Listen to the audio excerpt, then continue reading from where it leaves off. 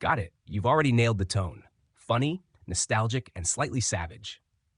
To keep this flowing like a countdown video script, I can polish the pacing and keep each object punchy, self-contained, and bingeable. Here's your cleaned up version for numbers 10-7.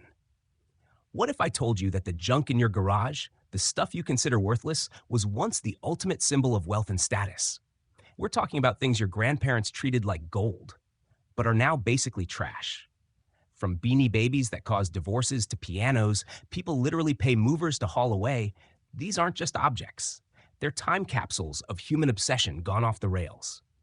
Let's count down the weirdest treasures that went from priceless to pointless. Number 10. AOL free trial CDs. Back in the 90s, these little plastic discs were basically digital cocaine. AOL pumped them out so aggressively, they were eating up half the world's CD production. You'd find them everywhere, inside cereal boxes, stacked at movie rentals, even falling from the sky like corporate confetti. Each shiny disc promised 50 free hours online, and suddenly you were up at 4 a.m. in chat rooms talking to Hot Girl 95, who was almost certainly a 45-year-old man named Chuck. These CDs were the gateway drug that grew AOL from 200,000 users to over 25 million, a small country of people all sharing one painfully slow dial-up connection. But then broadband showed up, and overnight, these prized portals to cyberspace became glorified drink coasters. Today, they sit in drawers everywhere, waiting for their second life as frisbees or emergency hair check mirrors. Number 9. Beanie Babies. The 90s weren't just about grunge and Tamagotchis. They were also about grown adults fist-fighting over plush toys. Beanie Babies became Wall Street for soccer moms. Some people even divorced over them. There's a legendary court case where a couple literally sat on the courtroom floor dividing their stuffed animals while the judge looked on. The company, Tie Inc., was an evil genius at marketing. They retired certain beanies without warning, causing panics and hoarding frenzies. Parents refused to let their kids actually play with them. Each toy was sealed in plastic boxes like nuclear material. People took out loans, raided savings accounts, even traded cars for rare beanies. And then, the bubble popped. Today, those same retirement nest eggs sit in thrift store bins for 50 cents a piece. Your once glorious collection is now worth less than a Happy Meal. Number 8. The family piano. Once upon a time, having a piano in your living room was like flexing a Rolex, an Ivy League diploma, and a show dog all at once. Families spent the equivalent of a Tesla on these giant status symbols. But fast forward to today. They're less timeless heirlooms and more 500-pound paperweights. Facebook Marketplace is full of people begging you to take them away for free. Movers audibly groan when they hear the word piano. It's gotten so bad that people are literally smashing antique pianos with sledgehammers just to dispose of them. Imagine wrecking something your great-grandparents may have drained their life savings to buy. Once the crown jewel of the parlor, now just awkward furniture nobody wants to move. Number 7. Waterbeds. In the 70s and 80s, owning a waterbed was basically having a Lamborghini parked in your bedroom. They could cost as much as a car, and they screamed luxury. But the problems? Endless. They were essentially giant water balloons with a bed frame. People woke up at 3 a.m. floating because their status symbol sprang a leak. Some apartments even banned them outright because they were so heavy they could crash through the floor. And of course, someone had the genius idea to make one filled with Jell-O, because who doesn't want to be swallowed alive by 200 gallons of wiggly strawberry nightmare? Today, waterbeds are relics, more likely to be found in your weird uncle's basement than in any respectable furniture store. Do you want me to keep rolling and clean up numbers 6 through 1 in the same darkly funny nostalgia countdown style?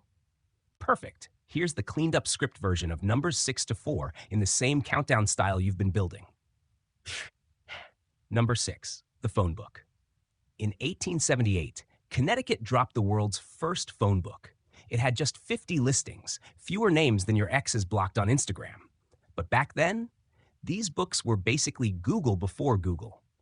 Getting listed first was such a big deal that businesses renamed themselves AAA Auto Repair or AAA Plumbing. That's right, people were doing SEO before computers even existed. Companies fought tooth and nail for ad space in these bricks of paper. Of course, nobody actually read them cover to cover. They were used as doorstops, step stools, bug smashers, and, if you were desperate, kindling. Probably the only book in history that killed more cockroaches than it educated humans. Then the internet showed up. Overnight, phone books went from household essential to instant recycling bin filler. From Google 1.0 to environmental waste in a single generation. And honestly, it's humbling. Our grandparents were hypnotized into believing phone books and fine china were magical, must-have essentials. We laugh at them now, but are we really different? Today it's iPhones, sneaker drops, and TikTok fads. Different objects, same human obsession. Number 5. S&H Green Stamps. Here's a wild one. Americans once turned spit into furniture. No joke. You'd shop at a store, get a bunch of little green stamps, then go home and lick them like a maniac to stick into special books. Fill enough of those books and you could trade them for toasters, TVs, or even entire living room sets. By the 1960s, about 80% of American households were stamp addicts, families spending nights hunched over the kitchen table, licking, sticking, and bleeding from paper-cut tongues just to score a new blender. It was basically a second currency. The hype was insane, until it wasn't. Today, those once sacred stamp books are rotting in attics or being tossed at garage sales, worth less than the paper they're printed on. Millions of hours of human labor reduced to thrift store clutter. Number 4. Fine china sets. Your grandparents probably ate dinner on plates worth more than your car. That was the reality of fine china sets in the mid-1900s. These weren't just dishes, they were status symbols. The supreme collabs of the 1950s. A fine china set as a wedding gift was like getting a down payment on a house today. Families guarded them like crown jewels, wheeling them out once a year when Aunt Betty visited. Drop a plate, and congratulations. You'd just been blacklisted from family reunions for 3 generations. But times change. Thrift stores are drowning in donated china sets they can't even give away. Some people are literally smashing heirloom china to make mosaic art because no one wants the stuff. Imagine telling your great-grandmother that her treasured wedding china ended up as a DIY bird bath. From priceless heirlooms to craft supply rejects, nothing ages faster than yesterday's must-have. Do you want me to keep going and wrap this countdown cleanly with numbers 3, 2, and 1 in the same style? Here's your final countdown script. Numbers 3 to 1, cleaned up to match the sharp, darkly funny style of the rest. Number 3. Defunct stock certificates. There's something hilariously tragic about holding a piece of paper that was once worth millions and now can't even double as toilet paper. Back in the day, stock certificates weren't bland accounting sheets. They were art, elaborate designs, engravings, and logos so fancy they made the companies look immortal. Panama's certificates had gorgeous drawings of planes and clouds, like air travel was some magical adventure. And Enron? Well, their certificates probably should have featured a dumpster fire instead of a sleek corporate logo. At their peak, people proudly framed these certificates and hung them up like trophies. But when companies collapsed, those same certificates became worthless overnight. Imagine going to bed rich and waking up to discover your wall decoration is worth less than the frame it's in. Here's the kicker. These once devastating pieces of paper are now collector's items. The very slips that bankrupted families are sold as quirky office decor. Financial ruin turned into conversation art. Capitalism in a nutshell. Number 2. War bonds. World War II wasn't just fought with tanks and planes. It was crowdfunded. The government basically said, hey citizens, loan us some money. We'll probably pay you back later. And people lined up for it. You could buy bonds at banks, post offices, even from Girl Scouts. The marketing was shameless. Hollywood stars toured the country yelling, buy bonds or Hitler wins. And it worked. Millions poured their savings into the cause. The funny part, they were awful investments. Interest rates so low they couldn't even beat inflation. But nobody cared. Because it wasn't about money. It was about patriotism. War bonds were the original happy to lose money for the cause investment plan. Number 1. Aluminum bars. This one will blow your mind. Once upon a time, aluminum was more valuable than gold. In the 1800s, aluminum was so rare that Emperor Napoleon III served his most important dinner guests with aluminum cutlery. The less important guests? They got stuck with plain old gold. Yep, gold was the budget option.